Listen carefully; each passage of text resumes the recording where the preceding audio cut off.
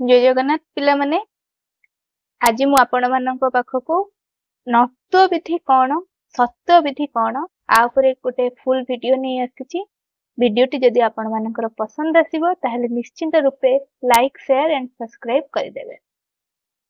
चलंतु वीडियोटी को आरंभ करिबा। चलंतु जानिबा आबे नत्व विधि कौन सत्य विधि कौन। देखो नत्व विधि न त्व न गोटे पद आम जो कहवा लिखा आम गोटे पद जो व्यवहार कर समय लिखा समय ये जगह गोटे पदरे जदि आमर न रहिबा कथा जदि आम सेठी न रखिकी मुधेण रखुचंती न रखुचंती ताकू आम कौन कहवा नत्व विधि। गोटे पदरे न व्यवहार होउथबा जगह आम न को व्यवहार न कर जदि मुधेण व्यवहार करबा ताहले आमे ताकू कौन कहबा नत्व विधि। चलंतु मु किछि किछि उदाहरण देकी आपनकू बुझेबी आमे नत्व विधि काहाकू कहबा। ए जो नत्व विधि आमे जो कहउचंदी तार आमे को जगह रे न रखिबा को जगह रे मुधेण रहिबो एटा आमे जानिबा केमिति आरो गोटे गोटे नियम रखिछि बुझिला। एटा जदि आपण माने पढिबे बुझिबे बहुत सहज पाठटी जदि आपण माने बुझिबे आपनको बहुत सहज लागिबो किंतु ता जो नियम गुडा एमिति किटिमिटिया करिके से सब जणैछि जे पिला माननको परीक्षा समय सबुठु ग्रामर सब चैप्टर ठु ए चैप्टर ता एते हार्ड लागे पिला माने ए चैप्टर टी तांकर कंफ्यूज हे जांती किछु गोटे एमसीक्यू ए चैप्टर रु जदि आसीगो त पिला माने कंफ्यूजन हे जिवे। तो आमे कोन करिबा से कंफ्यूजन को दूर करिया पई आमे आज पूरा संपूर्ण भावे बहुत भल से मन ध्यान दे वीडियोटी को शेष पर्यंत सुनिबा। मु मध्य आपण माननको बहुत भल भावे बुझेबी नत्व विधि आमे काहाकू कहबा सत्य विधि आमे काहाकू कहबा को जगह आमे न व्यवहार करबा को जगह आमे न व्यवहार करबा आर सब नियम गुडा कोन कोन कोन कोन रहिछि को नियम रे आमे आपु व्यवहार करिथांती को पदरे आमे न रखिथांती को पदरे मुधेण रखिथांती सेटा आमे धीरे धीरे जानिबा। चलो मु तम मानकू नियम गुडा कोन कोन रहिछि मु उदाहरण माध्यम रे धीरे धीरे जानिछि। देखो मु कहबी मदन एटा तर मदन रो वर्ण रूप कोन म अ द अ न अ तर वर्ण रूप हला मदन।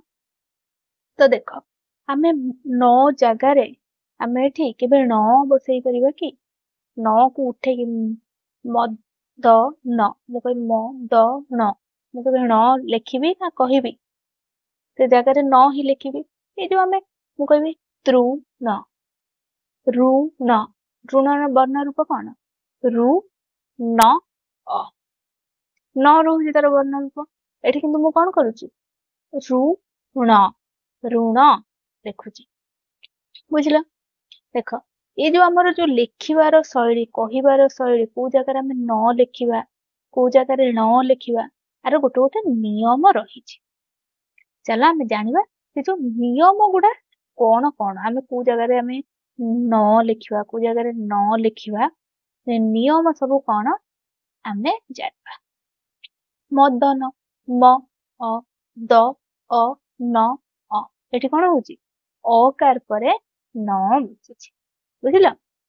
मु कहबी दान द आ न अ एठी कोन हला द आ न अ एठी आकार परे न बसिला प्रथमे मु तुमको कहली अकार परे न बसिबार तापरे मु तुमको कोन कहली कोठी आमे आकार परे न बसैबा तापरे मु कहबी दिन दरे हर्षइकार न दिन मु कहबी द इ हर्षई न अ एठी कोन हला हर्षइकार परे न बसिला।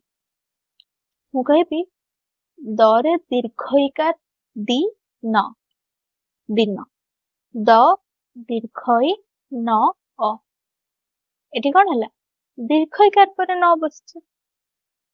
सेमती मु कहबी मुन म हर्षौ न अ मुन एठी कौन है हर्षौकार पर न बसुची तो कहबी प्रसून प र अ स रु न अ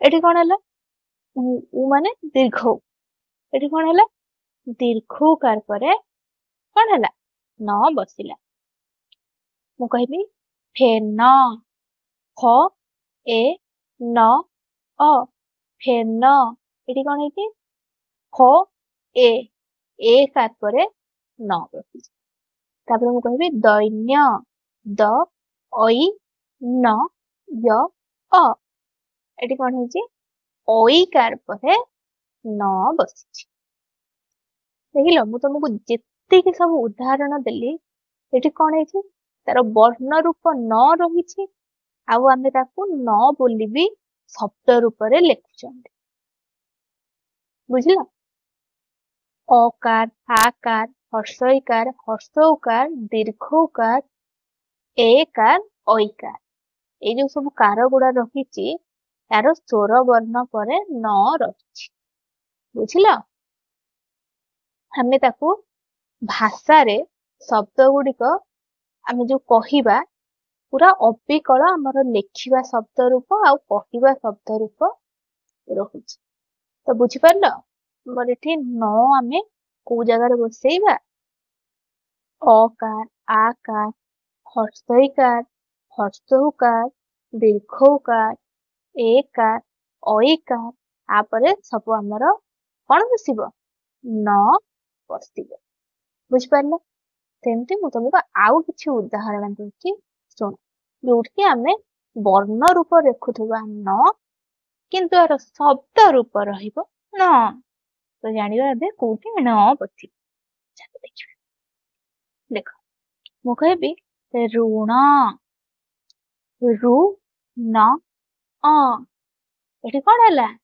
ରୁ କାର ପରେ ନ ବସିଲା ଏଠି କଣ ହେଇଛି ବର୍ଣ୍ଣ ରୂପରେ ରୁ ନ ଅ ବର୍ଣ୍ଣ ରୂପ କଣ ରହିଛି ନ କିନ୍ତୁ ତାର ଶବ୍ଦ ରୂପ ଆମେ କଣ କହିଲେ ଋଣ ଏଠି କଣ ହେଇଛି ନ ଜାଗାରେ ଆମେ ଣ ଲେଖିଛନ୍ତି କହିବୁ ତୃଣ ଏଠି କଣ ହେଇଛି ତ ରୁ ନ ଅ ଏଠି କଣ ହେଇଛି ରୁ କାର ପରେ ନ ବସିଛି ତ ଆମେ ଏଠି ତୃଣ ଆମେ କହିବା କି ଆମେ କହିବା ତୃଣ କିନ୍ତୁ ତାର ବର୍ଣ୍ଣ ରୂପ ନଥିଲେ ବି ଆମେ ସେଠି କଣ କରିଛନ୍ତି ମୁଧେଣ ବୋଲି ଶବ୍ଦ ରୂପରେ ଉଚ୍ଚାରଣ କରିଛନ୍ତି ଆମେ ଶବ୍ଦ ରୂପ ତାକୁ ଦେଇଛନ୍ତି ମୁଧେଣର କିନ୍ତୁ ତାର ବର୍ଣ୍ଣ ରୂପ କଣ ରହୁଛି ନ ନା ଆଉ କିନ୍ତୁ ଆମେ ସେଠି ନ ବୋଲି ଲେଖିଲେ କି ଆମେ ସେଠି ଲେଖିଲେ କଣ ତୃଣ ଋଣ ସେମିତି ମସୃଣ म अ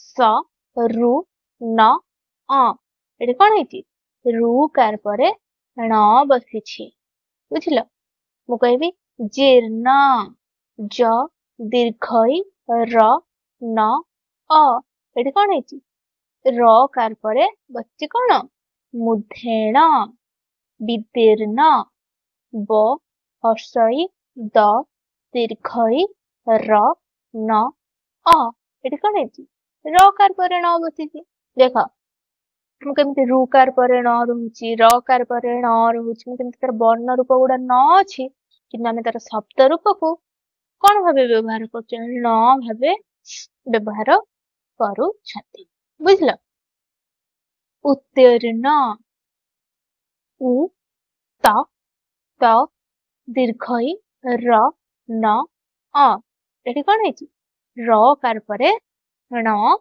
ବସିଛି ବୁଝିଲ ମୁଁ କହିବି କୃଷ୍ଣ କ ରୁ ମୁନେଶ ନ ଅ ଏଠି କଣ ହେଇଛି ସ ପରେ ଣ ବସିଛି ମୁଁ କହିବି ଭାଷଣ ଭ ଆ ମୁନେଶ ଅ ନ ଅ ଏଠି କଣ ହେଇଛି ସ କାର ପରେ କଣ ହେଇଛି ନ ବସିଛି ତ ଏଇ ଯୋଉ ଆମେ ମୁଁ ଯୋଉ କହିଲି ତମମାନଙ୍କୁ ଏଇ ସବୁ ତୃଣ ମସୃଣ କୃଷ୍ଣ ଭାଷଣ ଉତ୍ତୀର୍ଣ୍ଣ ଏଇ ସବୁ ପଦ ଗୁଡାକରୁ ଆମେ କଣ ଜାଣିଛନ୍ତି ଏଇ ପଦ ମଧ୍ୟରେ ରୁ ର ସ ପରେ ନ ଯଦି ରହୁଛି ଆମେ ତାକୁ ନ କରିକି ଲେଖୁଛନ୍ତି।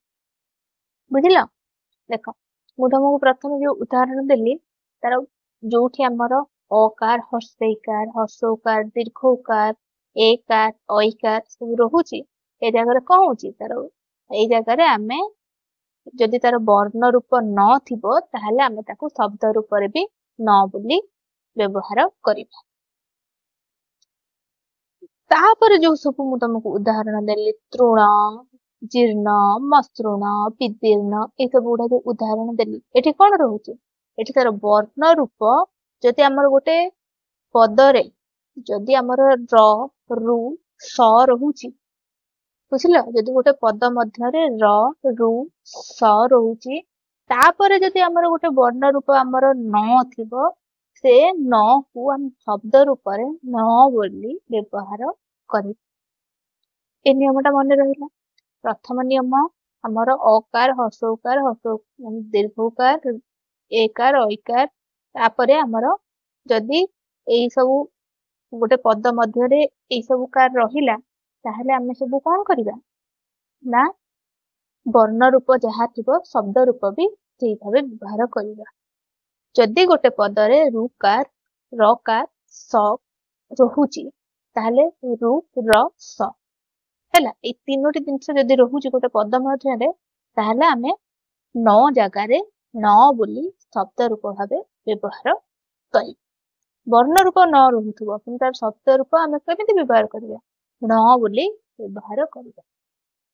ଚାଲ ଆଗକୁ ଆଉ କି ନୂଆ ନିୟମ ରହିଛି ତା ବିଷୟରେ ଜାଣିବା।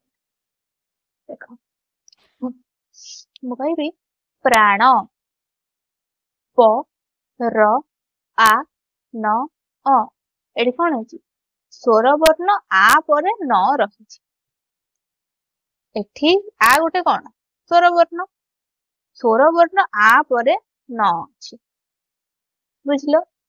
ଦେଖ ମୁଁ ତମକୁ ପ୍ରଥମ ନିୟମ ଜଣେଇଥିଲି କଣ ଯଦି ଗୋଟେ ସ୍ୱର ବର୍ଣ୍ଣ ରହୁଛି ପଦ ମଧ୍ୟରେ ଅକାର ଆକାର ହର୍ଷେଇକାର ହର୍ଷଉକାର ଦୀର୍ଘଉକାର ଏକାର ଐକାର ଏଗୁଡା କଣ ସ୍ୱର ବର୍ଣ୍ଣ। ଯଦି ଏଇ ସ୍ୱର ବର୍ଣ୍ଣ ଗୋଟେ ରହୁଛି ବାକ୍ୟ ପଦ ଭିତରେ ତାହେଲେ ଆମେ କଣ କରିବା ବୋଲି ମୁଁ କହିଥିଲି ବର୍ଣ୍ଣ ରୂପ ଯଦି ନଥିବ ଆମେ ତାକୁ ଶବ୍ଦ ରୂପରେ ନରେ ହିଁ ବ୍ୟବହାର କରିବା। ଏଠି ଦେଖ ଚେଞ୍ଜ ହେଇଗଲା କଥା ଟପିକ ଚେଞ୍ଜ ନୂଆ ନିୟମ ଲାଗୁ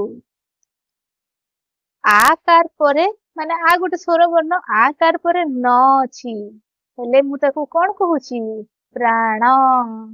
ମନ ଦେଇକି ଶୁଣୁଥା ଆଗକୁ ମୁଁ ତମକୁ ଜଣେଇବି କାହିଁକି ଆମେ ଏଠି ସ୍ୱର ବର୍ଣ୍ଣ ଥିଲେ ବି ପ୍ରାଣ ନ ବୋଲି ଲେଖିଛନ୍ତି ନ ବୋଲି କାହିଁକି ଲେଖି ନାହାନ୍ତି ପୁରା ଭିଡିଓଟା ଦେଖ ଧୀରେ ଧୀରେ ବୁଝ।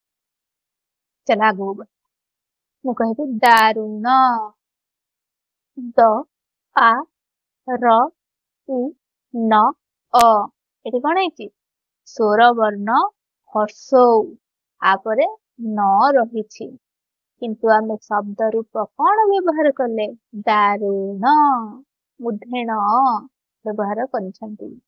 ମୁଁ କହିବି ମାର୍ଗଣ ମ ଆ ର ଗ ଅ ନ ଅ ଏଠି କଣ ହେଲା କ ବର୍ଗ ପରେ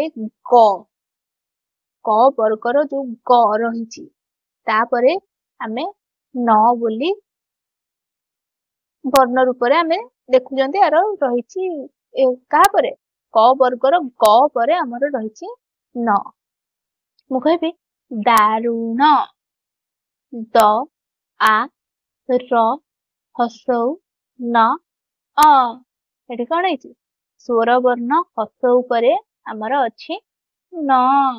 ଦେଖ ଏଠି ବି ସ୍ୱର ବର୍ଣ୍ଣ ହଉଛି ହର୍ଷଉ ତାପରେ ଆମର କଣ ରହିବା କଥା ସ୍ୱର ବର୍ଣ୍ଣ ରୂପରେ ଆମର ନ ଅଛି ମାନେ ଶବ୍ଦ ରୂପରେ ବି ଆମେ ତାକୁ କଣ କହିଥାନ୍ତେ ଦାରୁଣ କିନ୍ତୁ ନା ଆମେ ଦାରୁଣ କହିବାନି ଏଠି ଆମେ ଶବ୍ଦ ରୂପ ତାକୁ କେମିତି ବ୍ୟବହାର କରିବା ଦାରୁଣ ବୁଝିଲା।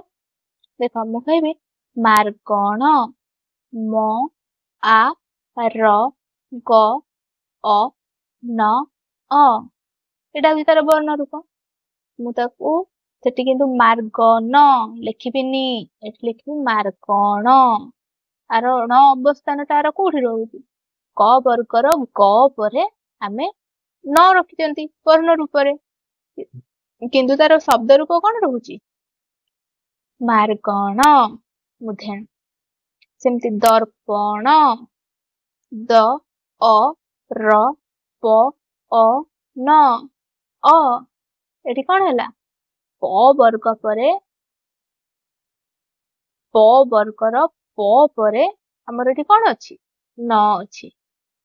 ବୁଝିଲ? ମୁଁ ତମକୁ କହିବି ରାବଣ, ର ଆ ବ ଅ ନ ଅ, ଏଠି ଅନ୍ତସ୍ଥ ଅ ପରେ କଣ ରହିଛି? ନ ରହିଛି। ବୁଝିଲ? ମୁଁ କହିବି ଅପରାହ୍ନ, ଅ ପ ଅ ର ଆ ହ ନ ଅ, ଏଠି କଣ ଅଛି? ହ ପରେ ନ ରହିଛି। ଦେଖ, ଆମେ ଯୋଉ ପୂର୍ବରୁ ପଢିଥିଲେ କୋଉଠି ନ ରହିବ କୋଉଠି ନ ରହିବ, ମୁଁ ସେଠି ତମକୁ କଣ କହିଥିଲି? ଯଦି ଗୋଟେ ପଦରେ ସ୍ୱର ବର୍ଣ୍ଣ ଅଛି, ଆମେ ସେଠି ଶବ୍ଦ ରୂପ ବି ବର୍ଣ୍ଣ ରୂପ ଭଳି ନ ହିଁ ବ୍ୟବହାର କରିକି ଲେଖିବା। ମଦନ ଉଦାହରଣ ଦେଇଥିଲି, ତାର ବର୍ଣ୍ଣ ରୂପ ଥିଲା ନ, ଶବ୍ଦ ରୂପ ବି ରହିଲା ନ। ବୁଝିଲ? କିନ୍ତୁ ଏଠି ଆମର କଣ ହେଇଯାଉଛି? ସ୍ୱର ବର୍ଣ୍ଣ ଆ ରହିଛି। ମୁଁ କହିଲି ପ୍ରାଣ, ସ୍ୱର ବର୍ଣ୍ଣ ଆ ବର୍ଣ୍ଣ ରୂପରେ ରହୁଛି, ଚେଞ୍ଜ ହେଇଯାଇଛି। କଣ ହେଇଛି? ପ୍ରାଣ। ଦେଖ, ସେ କହିଛି, ଏ ଯୋଉ ଉଦାହରଣରୁ ଆମେ କଣ ଜାଣିଲେ?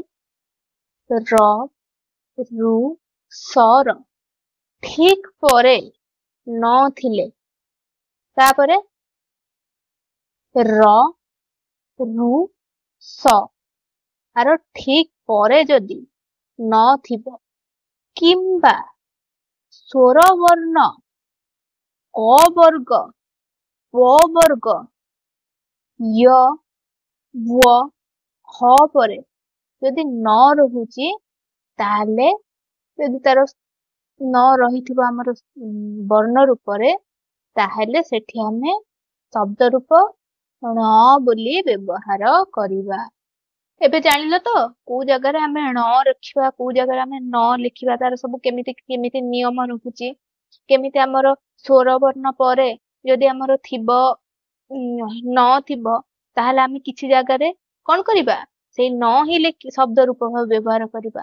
କିନ୍ତୁ ଆଉ କିଛି ଜାଗାରେ ଦ୍ୱିତୀୟ ନିୟମ କଣ କହିଲା? ଆଉ କିଛି ଜାଗାରେ ଆମେ ଣ ବୋଲି ତାକୁ ବ୍ୟବହାର କରିବା।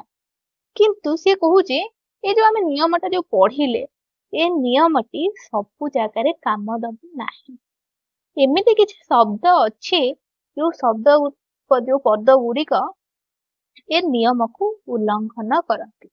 ମୁଁ କିଛି ଶବ୍ଦ ଗୁଡିକ କହୁଛି, ସେ ଶବ୍ଦ ଗୁଡିକ ତମେ ଶୁଣିକି ମନେ ରଖ। ଯେମିତି ଅଣା, ଚାଣକ୍ୟ, ବାଣୀ, ଅଣାକାର, ଚାହାଣି, ବୀଣା, ବେଣୀ, ତେଣୁ, ମଣି, ପାଣି, ଫେଡାଣ, ମଣିମା, ମଣିଷ। ଏଇ ଯୋଉ ଉପର ଶବ୍ଦ ଗୁଡାକ ମୁଁ ତମକୁ ସବୁ କହିଲି, ଏଥିରେ କଣ ହେଇଛି? ଟା ସ୍ୱାଭାବିକ ଭାବରେ ରହିଛି। କିନ୍ତୁ ଇଏ ସବୁ ନିୟମକୁ ପାଳନ କରୁଛି କି କରୁନି? କୁହ ମତେ। ସବୁ ନିୟମ ଗୁଡା ଇଏ ପାଳନ କଲା କଣ? ତ ତମେ ନିଜେ ଏଇ ସବୁ ଶବ୍ଦ ରୂପ ଗୁଡାକର ବର୍ଣ୍ଣ ରୂପ କଣ ରହୁଛି ନିଜେ ନିଜେ ଖାତାରେ ଲେଖ। ମୁଁ ତମକୁ ତ ଏତେ ଗୁଡିଏ ବର୍ଣ୍ଣ ରୂପର ଉଦାହରଣ ଦେଲି, ନିଜେ ନିଜେ ଖାତାରେ ଲେଖିକି ଦେଖ ତାର ବର୍ଣ୍ଣ ରୂପ କଣ ରହିଛି, ଶବ୍ଦ ରୂପ ଆମେ କଣ ବ୍ୟବହାର କରୁଛୁ। ବୁଝିଲ? ଦେଖ, ପଦ ମଧ୍ୟରେ ନ ସ୍ଥାନରେ ଣ ରହିବାକୁ ଆମେ ନତ୍ୱ ବିଧି କହିଲେ।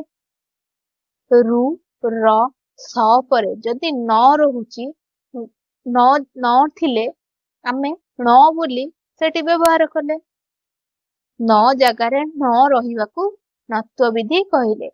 ରୁ ର ସ ପରେ ନ ଥିଲେ ନ ହଉଛି। ଆଉ କଣ ହଉଛି? କ ବର୍ଗ। କ ବର୍ଗ କଣ? କ ଖ ଗ ଘ ଙ। କ ବର୍ଗ। ଆଉ ପ ବର୍ଗ। ପ ବର୍ଗ କଣ? ପ ଫ ବ ଭ ମ। ଏଇଟା ରହିଲା ପ ବର୍ଗ। ଆଉ ୟ ୱ ହ ବ୍ୟବଧାନ ବ୍ୟବଧାନ ଥିଲେ ମଧ୍ୟ ନଟା କଣ ହେଲା? ଆମର ନ ହେଲା। ଏଥର ଣତ୍ବ ବିଧି କଣ? ଭଲ ଭାବରେ କ୍ଲିୟର ହେଇଗଲ? ପୁରା ତମ ବହି ଖୋଲିକି ଦେଖ, ବହି ଖୋଲିକି ପାଖରେ ରଖ, ମୋ ଭିଡିଓଟିକୁ ପୁରା ପ୍ରଥମରୁ ଶେଷ ପର୍ଯ୍ୟନ୍ତ ଦେଖ। ଗୋଟେ ଗୋଟି କରି ୱାର୍ଡକୁ ମୁଁ ଭଲ ଭାବରେ ତମକୁ ବୁଝେଇଲି ଣତ୍ବ ବିଧି କଣ। ତ ଯଦି ତମେ ବହି ପାଖରେ ନ ରଖିଥିବ କିଛି ବୋଲି କିଛି ବୁଝିପାରିବନି। ମୁଁ ଏଇଭଳିଆ ତମକୁ କହିଯାଉଛି, ମୁଁ ତମକୁ ଯୋଉ ସ୍ଲାଇଡ ଗୁଡା ଦଉଛି ତା ଦେହରେ ସବୁ ଉଦାହରଣ ଗୁଡା ମୁଁ ରଖୁନାହିଁ, ତମେ ଶୁଣିବ ବୋଲି ଖାଲି। ନହେଲେ ମତେ କଣ କଷ୍ଟ ପଡୁଛି? ମୁଁ ଏତେ କଥା ଗୁଡା ଲେଖୁଛି, ମୁଁ ଆଉ ଦିଟା କଥା ଲେଖିବା ପାଇଁ କଣ ମତେ କଷ୍ଟ ପଡିବ? ବୁଝିଛ କି ନାହିଁ? ତ ଏଇ ତମର ଯୋଉ ଏଇ ଯୋଉ କଥା ଗୁଡା ସବୁ ମୁଁ କହୁଛି, ଉଦାହରଣ ଗୁଡା ଦଉଛି, ମୁଁ ତମକୁ କାହିଁକି ଦେଖିଦେବି? ଭିଡିଓ ଟାକୁ ଧରିକି ଏମିତି ଫୋନ ଟାକୁ ଧରିକି ବସିଥିବ, ବସି ଯାଇକି ନା କଣ ବୁଝଉଛନ୍ତି ଟାଇମ ପାସ୍ କରିବା, ଶୁଣି ଶୁଣି ତ ଓଡିଆ ମନେ ରହିଯିବ। ନା, ଏଇଟା ଭୁଲ। ଖାଲି ତମେ ଦଶମ ପରୀକ୍ଷାରେ ମନେ ରଖିବ ବୋଲି ଏଇଟା କିଛି କଥା ନାହିଁ। ଏଇଟାକୁ ଯଦି ତମେ ପୁରା ଫ୍ଲୁଏଣ୍ଟଲି ବୁଝିବ, ତମର ସବୁ ଏକ୍ସାମ ରେ କାମରେ ଆସିବ। ଯୋଉ ଓଡିଶା ପୋଲିସ ଏବେ ହିଁ ବାହାରିଥିଲା, ଓଡିଶା ପୋଲିସ ର ଜବ ବାହାରିଥିଲା, ସେଥିରେ ତମର ଓଡିଆ ଗ୍ରାମାର କେତେ ମାର୍କର ଆସୁଛି?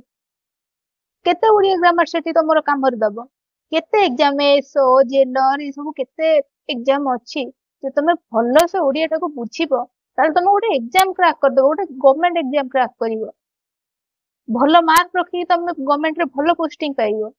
ତ ଜିନିଷଟାକୁ ତମେ ଶୁଣ, ବୁଝ, ବାର ବାର କହୁଛି, ମନ ଦେଇକି ତମେ ବୁଝ। ନ ବୁଝିବ ଯଦି ହବ କେମିତି? ଜବ୍ ଟା କଣ ଏଇଠି ସେଇଠି ପଡିଛି କି ସାଙ୍ଗେ ସାଙ୍ଗେ ହେଇଯିବ? ବୁଝିଲ କି ନାହିଁ? ଯଦି ତମକୁ ମୋ ଭିଡିଓଟି ଭଲ ଲାଗୁଛି, ତାହେଲେ ଲାଇକ୍, ସେୟାର ଆଉ ସବସ୍କ୍ରାଇବ ନିହାତି ରୂପେ କର। ମୁଁ ଆହୁରି ସୁନ୍ଦର ସୁନ୍ଦର ଭିଡିଓ ନେଇ ତମ ପାଖକୁ ଆସିବି। ପୁରା ସର୍ଟ କୋଶ୍ଚେନ ବହୁତ ସାରା ଗୋଟେ ପ୍ଲେ ଲିଷ୍ଟ ବନେଇବି, ଖାଲି ସେଥିରେ ସର୍ଟ କୋଶ୍ଚେନ ରହିବ। ଖାଲି ସର୍ଟ କୋଶ୍ଚେନ ବିଷୟରେ ଆମେ ସେଥିରେ ଡିସ୍କସନ କରିବା, ବୁଝିଲ? ଖାଲି ସର୍ଟ କୋଶ୍ଚେନ ମୁଁ ତମକୁ ସ୍ଲାଇଡ ରେ ଦେବି, ବୁଝେଇବ।